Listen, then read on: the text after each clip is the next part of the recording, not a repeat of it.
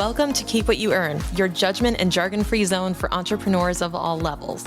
Get ready to learn how to scale your business, save money in taxes, and create a business that grows your wealth. If it feels like the financial side of business is like eating your vegetables, well, then think of this podcast as the ranch dressing to make the process a little more enjoyable. My name is Shannon Weinstein. I'm a CPA and business owner on a mission to simplify money and empower others through knowledge. I hope this episode inspires you to take action, but remember that the information we share is for educational purposes only and is not individual tax advice. Now that we got that out of the way, let's start the show.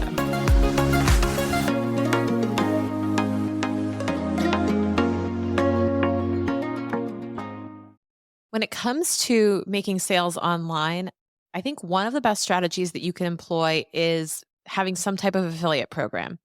And by an affiliate program, I mean a scenario where you have an offer that you want to sell, but you can leverage the reputation, the brand, and the audience of other people in order to help you sell it. Think of it as like an outsourced sales team, but very, very selective. So you want to be able to curate an affiliate process. It's not just about, by the way, telling people to go and sell for you and then just raking in the dough. Not at all. It is about building a process and building a system that will actually nurture affiliates, make people want to sign up as an affiliate with you and get you the results. It's not just enough to have a program and to offer a fat commission every time somebody makes a sale for you. It has to be more than that. You have to tap into other things that are going to make it successful. So I wanted to dedicate this episode into going deeper into an affiliate program, what makes it tick, and how you can make yours successful.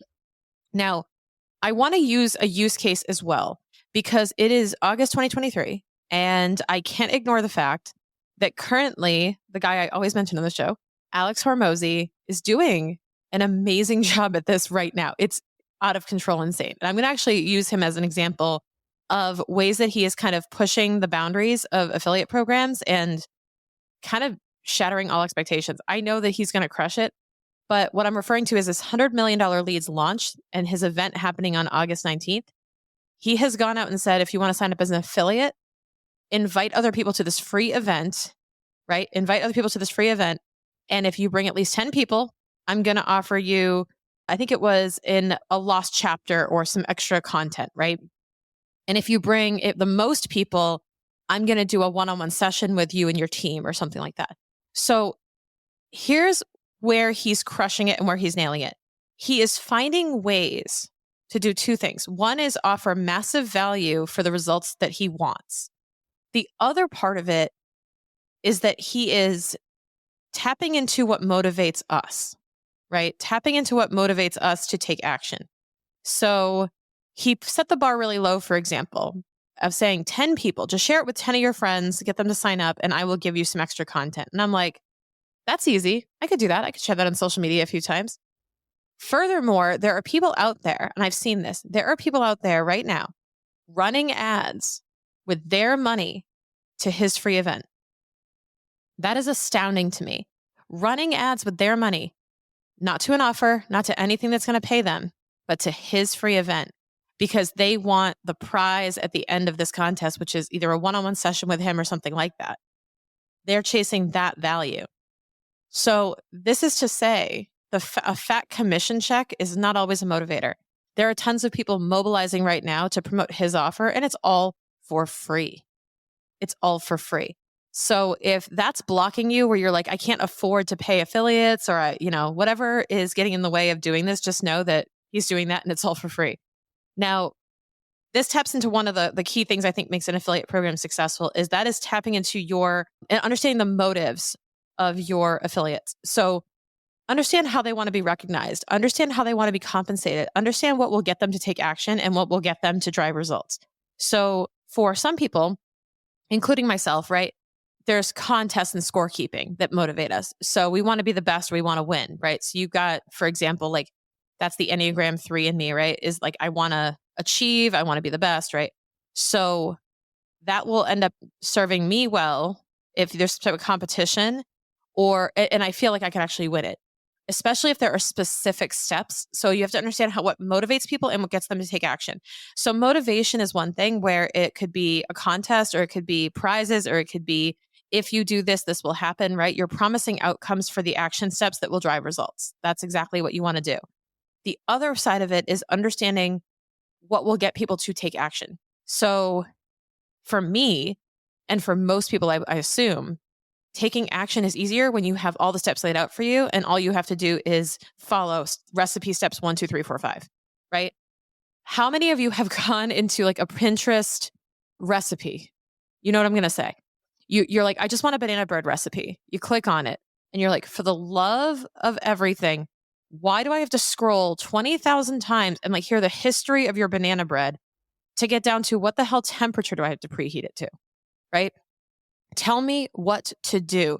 That whole page with the banana bread recipe could have been preheat oven, mix A, B, and C, mix D, E, and F, mix them together, put them in the oven, 15 minutes, there you go. Like it's 5 steps. Now, if you can condense what you want them to do in say 5 steps, whether it's this week, I want you to send 2 emails. This week, I want you to post on social 3 times. This week, I want you to do X, Y, and Z, right? Just give tactical things that you can have them do. And as much as possible, do it for them. Write the emails, write the copy, send them social assets. Make it super, super easy to support them. So that's number 2 is support your affiliates with assets, with materials, with plenty of words and copy and ideas and resources for them. Now, there's a fine line though between doing that and overwhelming them. So you don't want to overwhelm, but you do want to provide enough support where they can pull from it and they don't feel like they're spending a lot of their time and energy to promote for you. Because at the end of the day, everybody wins. But if I am an affiliate, right, for you, I'm promoting your product. Yes, I do get a commission, but I get a transactional start and stop commission, right? You might get the client and the long-term value of the client. So you have to motivate your affiliates to take that action, even though they know they're not going to get the long-term payout for it. And maybe they will. Maybe you can work that in, but it might be a little bit more complicated. I think bringing in a sale through an affiliate link is great. And all that's really expected is that start and stop commission, but you have to understand that that's all they're going to get. So they're going to give you the amount of effort that they find to be appropriate for that. So you have to make sure you understand their motivations and that you're able to support them. And then the last part is to foster relationships, both with your affiliates, but also among the affiliates. You want to feel like you're part of a team. So when you are creating relationships and you're fostering relationships among this group, you want to make sure that they fully understand you, what you're trying to do, who you serve, who to go after, who to be selling to, but also you want to have a genuine relationship with this person. You want to feel like, a rising tide lifts all ships and that you want to contribute to that rising tide. You want to contribute to their strategy, be rooting for them genuinely, not just for the check, right? So there should be a real relationship there. You want to highlight significance of relationships in the process too. So you want them to be selling to really good leads. You want them to be building good relationships on your behalf. So you want to make sure that they're keeping that in mind, right? They're aligned with the values, that they're doing the right thing and they're in integrity. It's super important. And then on a more tactical level, you want to make sure you've got that support for your affiliates through, having someone they can reach out to with assistance, having someone that they can go to, ask questions, and having a really good process in place. I can't say enough good things about a good process to be able to funnel people in. So I'm going to give you an example. Now, this is not a perfect example. Like there's so many things that this can probably do to be improved, but I'll give you an example of sort of a process, very bare bones. So ideally, the affiliate person will share, let's say share on social, share through email. They'll have a unique link to your offer. And when someone clicks that link, they will be put through to your, whether it's a lead magnet, whether it's your funnel, your webinar, whatever it is, right? So whatever it is that they are enrolling into, it could be the offer. It also could be the lead funnel. Remember that. So whatever link you're using, there might be a unique suffix or end text on the link that is connected to that affiliate. Ideally, what should happen is you should be using a system. Now we use Kajabi, but I've heard Thrivecart and a few others where you can actually have an affiliate sign up and then they'll get their unique link. They share that unique link all over social. And what happens is all the leads that come in are tied to that person. So now I could run a report to say, okay, I got, 10,000 leads and, 2,000 of them were from Shannon. And I can tell because I can see where they came in from, right? They used her link. So you want to be spreading that link out like crazy. It kind of reminds me, honestly, of selling Girl Scout cookies, right? Like we were all selling the same product, but we would be like kind of fighting over who got the credit on their their tallies. So and we'd have people like selling at work and selling door to door, and you would just be it's the same product. Like we all know what a Thin Mint tastes like. We all have bought them before, but you would try to build a relationship and you would try to be the person that they bought that from, right? So knowing that the product's in demand and that we were out there trying to sell it, there was competition among the quote unquote affiliates. That's basically what we were. We were like door to door salespeople for this company. And it doesn't have to be like that with yours, but when you are actually executing on it, you want to be able to connect the sales back to that person and be able to reward them.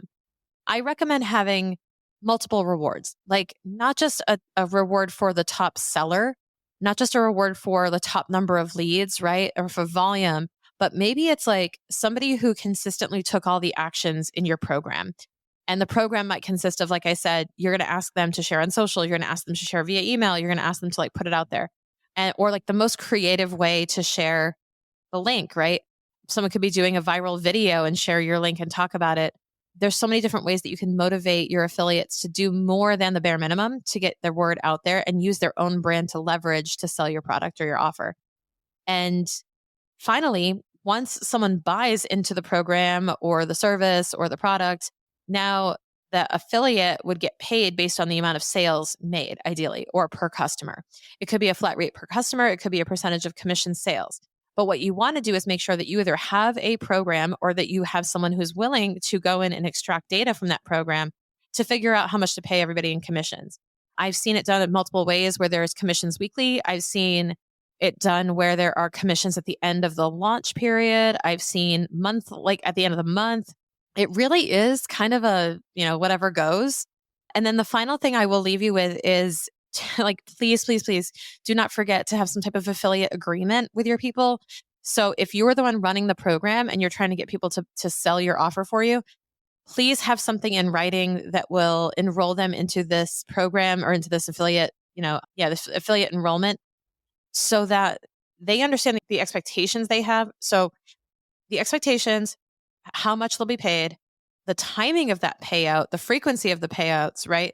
What triggers a payout? These are all important terms to lay out.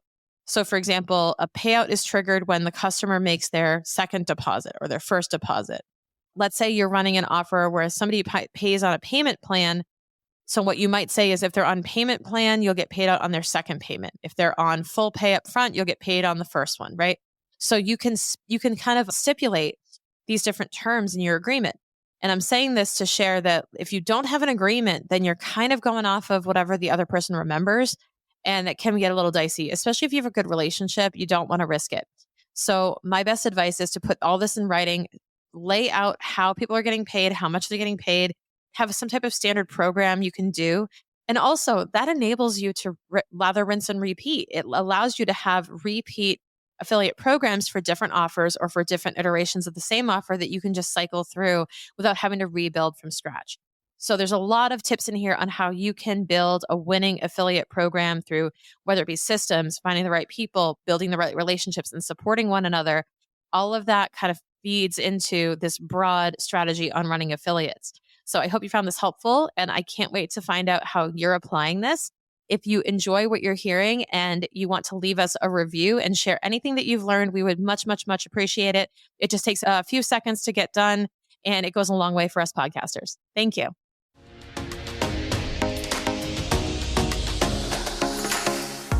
If you're an entrepreneur who's just starting out, it can be overwhelming to think about all the responsibilities you have when it comes to financial management and taxes. Even if you've been binging this podcast, implementing all of it can be really stressful if you don't have a clear list of action steps and know exactly what you should be doing right now. Luckily, we organized all of this for you in the Business Financial Quick Starter. This is your one-stop shop for beginning steps of entrepreneurship so you can build your business confidently from day one. This is not me teaching accounting. No way. It's a specific set of essential action steps to save you a lot of time, money, and headaches as you embark on your own entrepreneurship journey. We cover everything from setting up your business bank account all the way through avoiding a surprise tax bill. Now, as a podcast listener, you get 10% off with code KEEPWHATYOUEARN, all one word. So dive in now and access your business financial quick starter.